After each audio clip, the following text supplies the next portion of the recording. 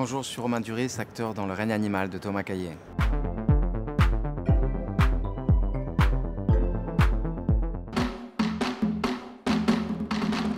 Je pense que c'est un personnage assez positif, optimiste, c'est-à-dire qu'il ne veut pas s'appesantir sur la tristesse et il a une force intérieure qui le pousse à aller de l'avant et vis-à-vis de l'absence de sa femme qui est déjà dans un état assez avancé de maladie, de transformation de créature.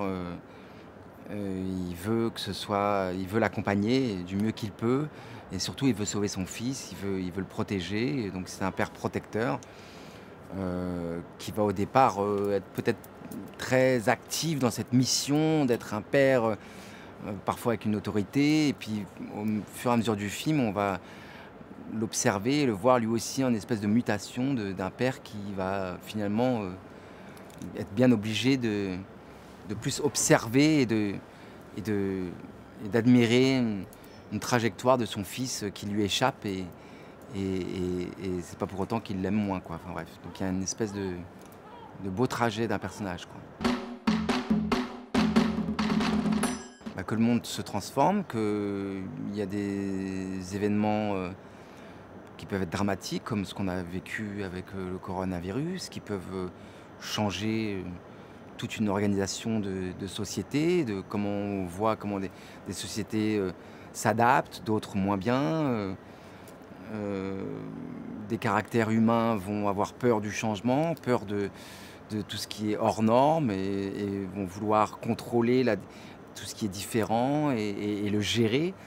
D'autres vont l'accepter, l'apprivoiser et vivre avec.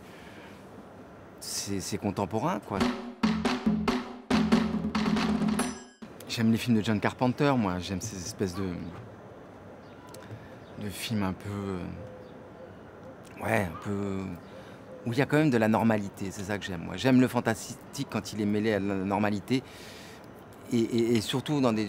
Enfin, j'aime aussi les films de science-fiction, mais bon, je vais pas raconter tout ce que j'aime, mais là, j'aime le fantastique avec le normal d'aujourd'hui, quoi. Je trouve que ça interpelle d'autant plus, quoi.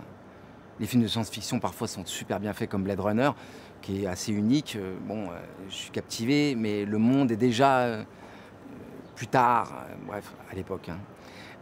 Là, ce qui est intriguant, c'est que c'est aujourd'hui, quoi. C'est dans notre ville, on le voit au début, hein, dans ces bouchons en bagnole, quoi.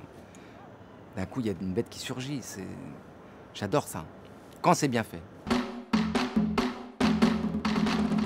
Oui, il y a des énergies qui se libèrent, hein. Je crois pas trop au truc, enfin, pour ma part, pardon, d'expérimenter des folies que je ne peux pas expérimenter dans ma vie. Donc dans les films, je les fais et donc ça me... Non, je crois pas trop à ça. Mais en tout cas, des énergies, oui, des énergies, des émotions.